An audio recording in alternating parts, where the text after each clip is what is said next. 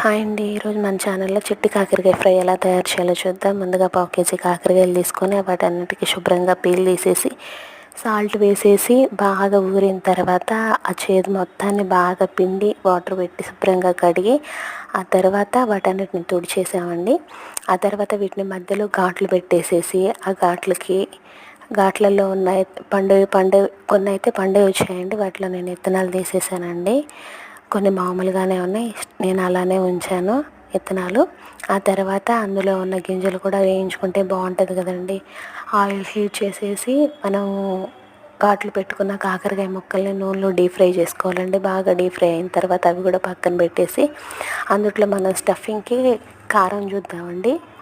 అందుట్లో మనం కొంచెం ఎల్లిపాయలు, కారము, ఎండు కొబ్బరి ఇవన్నీ కూడా వేసి మిక్సీ పట్టి పక్కన పెట్టుకోవాలండి. ఆ కారంలో కొంచెం సాల్ట్ యాడ్ చేసేసి హాయ్ అండి. ఈరోజు చిట్టి కాకరకాయ ఫ్రై ఎలా తయారు చేయాలో చూద్దాం. ముందుగా కాకరకాయలని పీల్ తీసేసి పక్కన పెట్టుకొని అందులో కొంచెం ఉప్పు వేసేసి పక్కన పెట్టేసి బాగా శుభ్రంగా వాటన్నిటిని కూడా వాటిని బాగా పిసికేస్తే అందులో ఉన్న వాటర్ అంతా కూడా చేదంతా కూడా దిగిపోయింది కదండి.